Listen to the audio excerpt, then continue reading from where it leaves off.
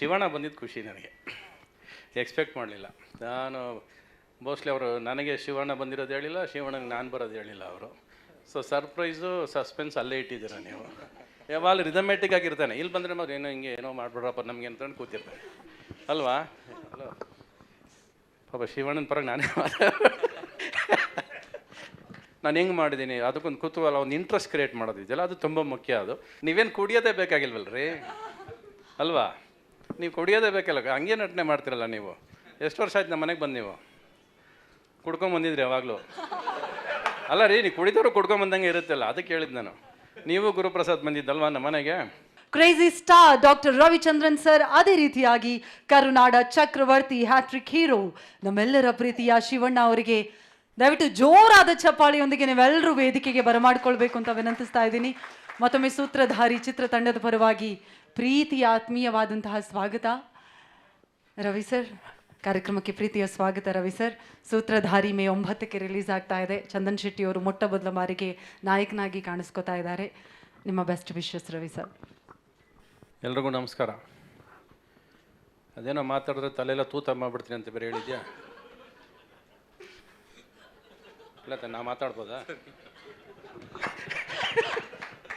ಅವ್ರು ಬೇರೆ ಡೈರೆಕ್ಟ್ರು ಬೇರೆ ಹೇಳಿದ್ರು ನಾನು ಮೈಕ್ ಮುಂದೆ ಮಾತಾಡ್ದಿಲ್ಲ, ಸಿನಿಮಾ ನೋಡಿದ್ಮೇಲೆ ನೀವು ಮಾತಾಡಿ ಅಂತ. ನಾವೇನು ನೋಡಿಲ್ಲ, ಏನು ಮಾತಾಡೋದು ಗೊತ್ತಿಲ್ಲ. ಈಗ ನಾವೇನು ಮಾತಾಡ್ಬೇಕಪ್ಪ? ಈಗ ಟ್ರೈಲರ್ ನೋಡಿ ಮಾತಾಡಬೇಕು. ಒಟ್ಟಿನಲ್ಲಿ ಇವತ್ತು ಶಿವಣ್ಣ ಬಂದಿದ್ದು ಖುಷಿ ನನಗೆ. ಎಕ್ಸ್ಪೆಕ್ಟ್ ಮಾಡಲಿಲ್ಲ ನಾನು. ಮೋಸ್ಟ್ಲಿ ಅವರು ನನಗೆ ಶಿವಣ್ಣ ಬಂದಿರೋದು ಹೇಳಿಲ್ಲ, ಶಿವಣ್ಣಗೆ ನಾನು ಬರೋದು ಹೇಳಿಲ್ಲ ಅವರು. ಸೊ ಸರ್ಪ್ರೈಸು ಸಸ್ಪೆನ್ಸ್ ಅಲ್ಲೇ ಇಟ್ಟಿದ್ದೀರ ನೀವು. ಇಲ್ಲಿ ಬಂದಮೇಲೆ ಹಿಂದೆ ಕರ್ಕೊಂಡೋದಾಗಲೇ ಗೊತ್ತಾಯ್ತು ಇವ್ರು ಏನೋ ಮಾಡಿದ್ದಾರೆ ಇವರು ಅಂತ.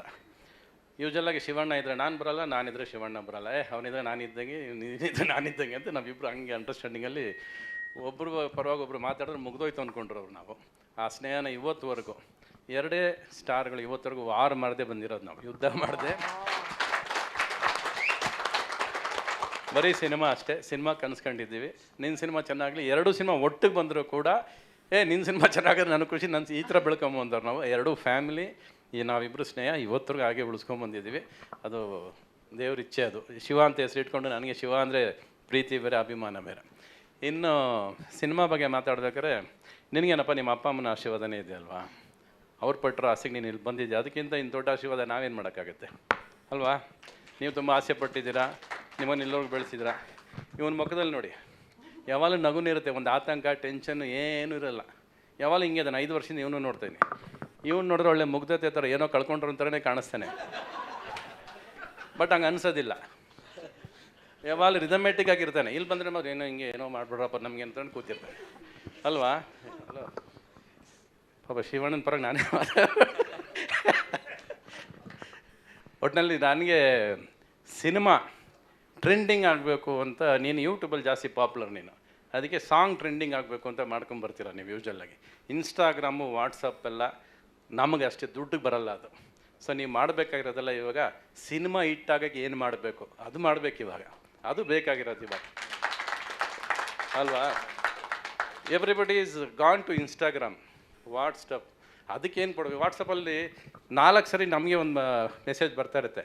ನಾವು ಬಂದರೂ ಸಿನಿಮಾಗೆ ದುಡ್ಡು ಕೊಟ್ಟು ನೋಡೋರಲ್ಲ, ನಾವು ಓಸಿ ಬಂದು ನೋಡೋರು. ಹಾಗೆ 4-5ನೇ ಸರಿ ಬಂದು ಇವನಿಗೇನು ಬೇರೆ ಕೆಲಸ ಎಲ್ಲ ಕಳಿಸ್ತಾನೆ ಇದ್ದಾನೆ ಅಂತ ಆಫೇ ಮಾಡ್ಬಿಡ್ತೀವಿ ನಾವು. ಈ ಥರ ಆಗ್ಬಿಡ್ತೀವಿ, ಅಂದರೆ ಚಲ್ತಾ ಇರ್ತಾರೆ. So more than that, how to bring the audience into the theatre. Cinema ಹೇಗೆ ಮಾಡಬೇಕು, ಸಿನಿಮಾನ ಹೇಗೆ ಮಾಡಬೇಕು ಅನ್ನೋದು ಪ್ರಯತ್ನ ಪಟ್ಟರೆ ನಿಮ್ಗೆ ಅದು ಟ್ರೆಂಡಿಂಗ್ ಆಗೋದು, ಅದು ಸಿನಿಮಾ ಗೆಲ್ಲಬೇಕು ಅನ್ನೋದು ಉದ್ದೇಶ ನಮ್ಗೆ ಎಲ್ಲರಿಗೂ ಬೇಕಾಗಿರೋದು. ಇವಾಗಂತೂ ಅದು ತುಂಬ ಮುಖ್ಯ. ಅದು 2ನೇದು, ಸಿನಿಮಾ ಏನಕ್ಕೆ ನಮಗೆ ಸೆಳೆಯುತ್ತೆ? ಅಲ್ಲಿ ಸಿನಿಮಾ ಎಲ್ಲಿ ಸೆಳೆಯುತ್ತೆ ನಮಗೆ? ಒಂದು ಟ್ರೈಲರ್ ಹಾಕ್ತೀವಿ, ಜನ ಕರಿತೀವಿ, ಒಂದು ಶೋ. ಈ ಸಿನಿಮಾ ಬಂದ ತಕ್ಷಣ ಒಬ್ಬ ಬರೀ ನಮ್ಮನ್ನು ಕರೆಸಿ ಮಾತಾಡಿಸ್ಬಿಟ್ಟು ಹೋಗೋದಲ್ಲದೆ, ಅದ್ರ ಸ್ಟೇಜ್ ಮೇಲೆ ಇರೋ ಅಷ್ಟು ಒಂದು ಚಿಕ್ಕ ಸ್ಟೇಜ್ ಆದರೂ ಕೂಡ 2 ಡ್ಯಾನ್ಸ್ ಅರೇಂಜ್ ಮಾಡಿ ಅದಕ್ಕೊಂದು ಮಾಡಿ ಒಬ್ಬ ಪ್ರೊಡ್ಯೂಸರ್ ಇಂಟ್ರೆಸ್ಟ್ ತೋರಿಸೋದು. ನನ್ನ ಸಿನಿಮಾ ನಾನು ಹೆಂಗೆ ಮಾಡಿದ್ದೀನಿ ಅದಕ್ಕೊಂದು ಕುತೂಹಲ, ಒಂದು ಇಂಟ್ರೆಸ್ಟ್ ಕ್ರಿಯೇಟ್ ಮಾಡೋದಿದೆಯಲ್ಲ, ಅದು ತುಂಬ ಮುಖ್ಯ. ಅದು ಟ್ರೈಲರ್ ನೋಡಿದ ತಕ್ಷಣ ಅನಿಸುತ್ತೆ ಏನೋ ಇದೆ ಅಂತ, ಏನು ಅನ್ನೋದು ಗೊತ್ತಿಲ್ಲ ಅದು. ಬಟ್ ಒಂದಂತೂ ನೀವೆಲ್ಲ ಟ್ರೈಲರ್ ರಿಲೀಸೇ ಹೇಳ್ಬಿಟ್ಟಿದ್ದೀರಾ ನೀವು ಅನಿಸುತ್ತೆ, ಅವರವರೇ ಸಾಯ್ತಾರೆ ಅಂತ. ಅದೇ ಆಗ್ತಿರೋದು ಇಂಡಸ್ಟ್ರಿಯಲ್ಲಿ ಈಗ. ನೀವು ಅದನ್ನು ಸಿನಿಮಾ ಮಾಡಿ ಹೇಳ್ತಾ ಇದ್ದೀರಾ ನೀವು ಅಲ್ವಾ, ಅದೇ ಮಾಡಿದ್ದೀರಾ ನೀವು ಸಿನಿಮಾದಲ್ಲಿ ಅನಿಸುತ್ತೆ. ಸೊ ಒಂದು, ಆಮೇಲೆ ನಮ್ಮ ಹುಡುಗಿ ಅಪೂರ್ವ ಇದ್ದಾರೆ, ಒಳ್ಳೇದಾಗಲಿ ನಿಮಗೆ. ನೆನಪಿದೆಯಾ ನಾನು ಯಾವಾಗ ಲಾಸ್ಟ್ ನೋಡಿದ್ದು ನಿಮ್ಮನ್ನು? ಇದೇ ಸ್ಟೇಜಲ್ಲಿ ಲಾಸ್ಟ್ ನೋಡಿದ್ದು ನಿಮ್ಮನ್ನು. ಅದಾದಮೇಲೆ ಇವತ್ತೇ ನೋಡ್ತಿರೋದಲ್ಲ. ನೆನಪಿಸ್ಕೊಳ್ಳಿ ಒಂದ್ಸರಿ. ನೀನೇನಮ್ಮ ವಿಲ್ಲಂತ್ರ ನಕ್ಬಿಟ್ಟೆ ಸಡನ್ನಾಗಿ.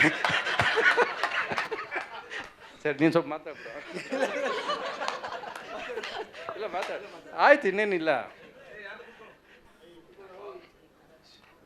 ನಾನಿ ನೀವೇನು ಕುಡಿಯೋದೇ ಬೇಕಾಗಿಲ್ವಲ್ರಿ ಅಲ್ವಾ? ನೀವು ಕುಡಿಯೋದೇ ಬೇಕಲ್ಲ, ಹಂಗೆ ನಟನೆ ಮಾಡ್ತಿರಲ್ಲ ನೀವು. ಎಷ್ಟು ವರ್ಷ ಆಯ್ತು ನಮ್ಮ ಮನೆಗೆ ಬಂದು ನೀವು ಕುಡ್ಕೊಂಬಂದಿದ್ರಿ ಯಾವಾಗಲೂ? ಅಲ್ಲ ರೀ, ನೀವು ಕುಡಿದವರು ಕುಡ್ಕೊಂಬಂದಂಗೆ ಇರುತ್ತಲ್ಲ, ಅದಕ್ಕೆ ಹೇಳಿದ್ದು ನಾನು. ನೀವು ಗುರುಪ್ರಸಾದ್ ಬಂದಿದ್ದಲ್ವಾ ನಮ್ಮ ಮನೆಗೆ, ಒಂದು 6 hours ಇದ್ರಿ ಜೊತೆಯಲ್ಲಿ ಅನ್ಸುತ್ತೆ ಅವತ್ತು. ಹೌದು, ಆ ಪಿಕ್ಚರ್ ಯಾವುದು ಎದ್ದೇಳು ಮಂಜುನಾಥ್ ಆದಮೇಲೆ ಬಂದಿದ್ದು ನೀವು. ಸೊ ಒಂದು ವಾತಾವರಣ, ನಗ್ನಗ್ತಾ ಇರೋ ವಾತಾವರಣ ಬೇಕು. ನಗ್ನಗ್ತಾ ಸಿನಿಮಾಗಳಿಗೆ ಬರಬೇಕು. ಸಿನಿಮಾಗೆ ಜನಕ್ಕೆ ನೀವು ಬನ್ನಿ ಬನ್ನಿ ಅಂತ ಕರೆಯೋದಲ್ಲ, ಸಿನಿಮಾನೇ ಕರಿಬೇಕು ನಮ್ಮನ್ನ ಒಳಗೆ. ನಾವು ಹೇಳೋದ್ರಿಂದ ಸಿನಿಮಾಗೆ ಬರ್ತಾರೆ, ನಾನು ಶಿವಣ್ಣ ಬಂದ ತಕ್ಷಣ ಜನ ಬಂದ್ಬಿಡ್ತಾರೆ ಅನ್ನೋದೆಲ್ಲ ಸುಳ್ಳು. ನಾವು ಬರೋದು ಪ್ರತಿ ಸಾರಿ ಯಾರು ಕರೆದ್ರು ಈ ಸಿನಿಮಾಗೆ ಹೆಂಗಾರ ಒಳ್ಳೇದಾಗಲಪ್ಪ, ಗೆಲ್ಲಿ ಅವರು ಸಾಕು. ಗೆದ್ದರೆ ನಮಗೆ ಖುಷಿ. ಪ್ರತಿಯೊಂದು ಸಿನಿಮಾನು ಇಂಡಸ್ಟ್ರಿಯಲ್ಲಿ ಗೆಲ್ಲಿ, ಬಟ್ ಸಿನಿಮಾಗೆ ಏನು ಬೇಕು ಅದಕ್ಕೆ ಸ್ವಲ್ಪ ಪ್ರಯತ್ನ ಪಡಬೇಕು. ಪ್ರತಿಯೊಬ್ಬರು ಸಿನಿಮಾಗೆ ಮಾಡಬೇಕಾಗಿರೋದು ಏನು, ನೀವು ಪಿಕ್ಚರ್ ರೆಡಿ ಆದಮೇಲೆ ಪ್ರೋಮೋಸ್ಗೆ ಇದಕ್ಕೆಲ್ಲ ಇಷ್ಟೊಂದು ಟೈಮ್ ತೊಗೋತಿರೋ ಅದನ್ನು ಸ್ಕ್ರಿಪ್ಟ್ ಮಾಡಬೇಕಾದ್ರೆ ಸಮಯ ಕಳೀರಿ. ಪೇಪರ್ ಮೇಲೆ ಬರೀರಿ ಕಥೆನ. ಎಷ್ಟು ಸರಿ ಬರೀತೀರಿ 100 ಸರಿ ಬರೀರಿ. ಅಲ್ಲಿ ಎಷ್ಟು ಪೇಪರ್ ಬೇಕಾದ್ರೆ ಅರ್ಧ ಬಿಸಾಕ್ರಿ, ನಿಮಗೆ ಖರ್ಚಾಗೋದಿಲ್ಲ.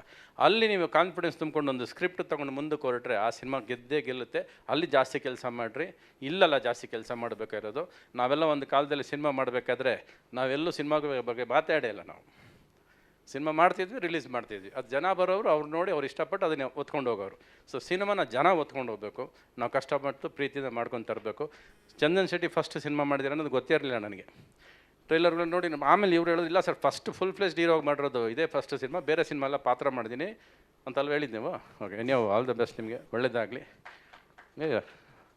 ಆಲ್ ದ ಬೆಸ್ಟ್, ನಿಮಗೂ ಒಳ್ಳೇದಾಗಲಿ. ಅಪೂರ್ವ ನಮ್ಮ ಹುಡುಗಿನೇ, ನೀವು ಯಾವತ್ತಿದ್ರು ಬನ್ನಿ. ಅದಕ್ಕೆ ಸಲಹೆಯಿಂದ ಬೈತೀನಿ, ಬನ್ನಿ ಪರವಾಗಿಲ್ಲ, ನನ್ನ ಪಕ್ಕದಲ್ಲಿ ನಿಂತ್ಕೊಳ್ಳಿ ಒಂದು ಇಲ್ಲ. ಅವಳು ಯಾವತ್ತು ಗ್ಲಾಮರೇ ಕಣೆ, ನಮ್ಮ ಹುಡುಗಿ. ಅವಳು ಗ್ಲಾಮರ್ ಆಗಿದ್ದಕ್ಕೆ ರವಿಚಂದ್ರನ್ ಕಣ್ಣು ಬೀಳೋದಲ್ವಾ, ಇಲ್ಲದ್ರೆ ಎಲ್ಲಿ ಬೀಳುತ್ತೆ, ಏನಕ್ಕೆ ಬೀಳುತ್ತೆ? ಆಯ್ತು ಮಾತು.